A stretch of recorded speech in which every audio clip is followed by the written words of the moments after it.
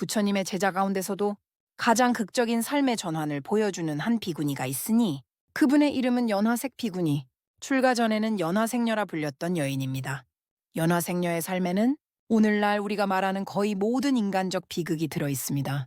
가족 파괴, 배신, 인간관계의 파멸, 극단적인 생계수단, 그리고 사회적 낙인. 그런데 이 여인이 부처님 교단에 들어와 아라한, 그리고 비구니 가운데 신통제일로까지 거듭났다고 경전은 전하고 있습니다. 이 이야기는 단순한 기적담이 아닙니다.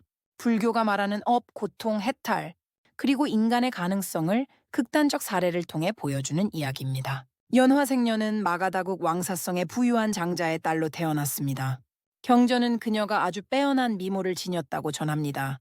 당시 인도 사회에서 이런 장자 가문의 딸은 어릴 때부터 이미 결혼 상대가 정해져 있었고 그녀 역시 부유한 장자와 정략 결혼을 하게 됩니다. 그녀는 남편과 함께 살며 딸 하나를 낳고 겉보기에는 부족함 없는 가정 생활을 합니다. 그러나 아버지가 세상을 떠난 뒤 친정에 홀로 남은 친어머니를 남편 집으로 모셔오면서 비극이 시작됩니다. 어느 날 연화생녀는 자기 남편과 자기 어머니가 정을 통하는 장면을 목격합니다. 이 장면은 오늘날의 어떤 드라마보다도 더 극단적인 배신입니다. 남편은 배우자를 배신했고 어머니는 딸을 배신했습니다.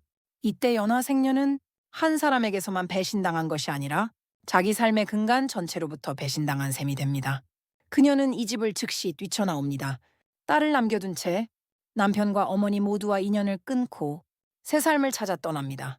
연화생녀는 바라나시로 옮겨가 또 다른 장자와 재혼합니다. 이번에는 과거의 상처를 딛고 조심스럽게 다시 가정을 꾸립니다. 하지만 이 두 번째 삶 역시 그녀에게 안식을 주지 못합니다. 남편은 장사를 핑계로 먼 지방을 오가다가 어느 날 연화생녀와 꼭 닮은 소녀를 보게 됩니다. 그리고 그 소녀를 돈으로 사서 첩으로 삼습니다. 남편은 이 사실을 숨긴 채 돈을 도둑 맞았다고 거짓말하며 따로 집을 얻어 두 살림을 시작합니다. 그러던 어느 날 남편의 친구가 연화생녀에게 접근하며 무심코 이 사실을 누설합니다. 연화생녀가 남편을 다그치자 남편은 마침내 첩의 존재를 고백합니다. 연화생녀는 남편에게 멀리서 몰래 살지 말고 차라리 집으로 데려와 함께 살자. 그녀는 그 소녀를 동생처럼 딸처럼 보살피며 함께 지냅니다. 그러다 결국 소녀의 출처를 확인하게 되고 마침내 그 소녀가 바로 첫 결혼에서 낳았던 자신의 친딸임을 알게 됩니다. 이 순간 연화생녀의 마음은 완전히 무너집니다. 한 남자를 두고 어머니와 경쟁했던 과거, 이제는 또 다른 남자를 두고 자기 딸과 경쟁해야 하는 운명. 이 비극 앞에서 그녀는 더 이상 가정도 사랑도 인간관계도 믿을 수 없게 됩니다. 그녀는 다시 집을 뛰쳐나오며 말합니다. 이 세상에는 나를 감싸줄 자리가 없다. 연화생녀는 마침내 바이샬리로 가서 유녀가 됩니다. 그녀는 곧 도시 최고의 유녀가 되고 500명의 유녀를 거느리는 우두머리가 되어 수많은 남자들이 재산을 탕진하며 그녀에게 빠져든다고 합니다. 그러나 이 화려함은 결코 행복이 아닙니다. 욕망으로 상처받은 존재는 욕망으로 다시 세상에 상처를 남긴다. 연화생녀는 자기도 상처받았고 동시에 수많은 다른 여성들의 인생에도 또 다른 상처를 남기는 존재가 됩니다. 이제 인생의 가장 어두운 지점에서 연화생녀는 부처님과 마주하게 됩니다. 외도들은 부처님의 명성을 시기하여 연화생녀에게 큰 돈을 주며 말합니다. 사문 곶다마를 유혹하여 추문을 만들라. 연화생녀는 호기심 반 허전한 반으로 부처님 앞에 나아갑니다. 화려한 장신구, 최고의 치장으로 부처님 앞에 선 그녀는 자기 힘을 과시하듯 말합니다. 당신이 많은 사람을 구제한다지만 나도 많은 남자를 구제한 바가 있소. 이에 대해 부처님은 그녀의 과거를 꾸짖지 않고 조용히 이렇게 말씀하십니다. 너의 눈은 복수심에 불타고 있구나. 너는 많은 남자를 정복했다고 생각하지만 네가 가장 깊이 상처 입힌 존재는 예전의 너와 같은 수많은 여인이었다. 이 한마디가 연화생녀의 가슴을 파고듭니다. 그녀는 처음으로 자기 삶을 피해자의 입장과 가해자의 입장에서 동시에 보게 됩니다. 그리고 그 자리에서 부처님께 귀의의 뜻을 밝힙니다. 연화생녀가 출가를 청하자 교단의 여러 제자들이 강하게 반대합니다. 온 세상이 다 아는 창녀를 출가시키면 교단이 조롱받을 것입니다.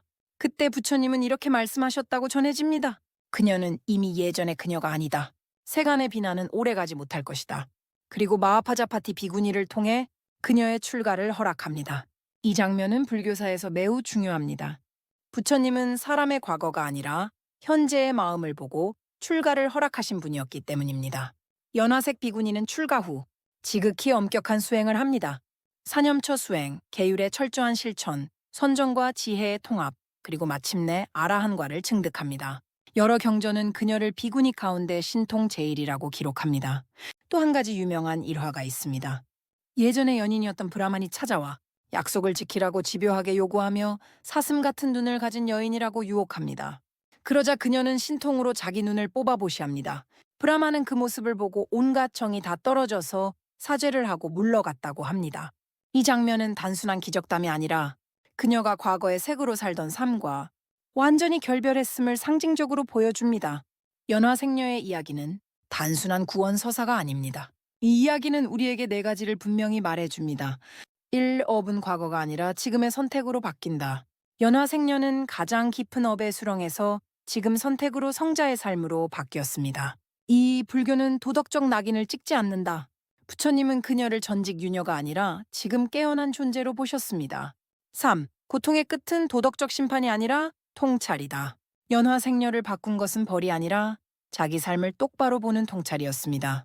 4. 누구도 어느 지점에서도 늦지 않다. 가장 낮은 곳에서 출발한 사람이 가장 높은 성자의 자리까지 오를 수 있다는 사실이 연화생녀 이야기가 불교 역사에 남아있는 이유입니다.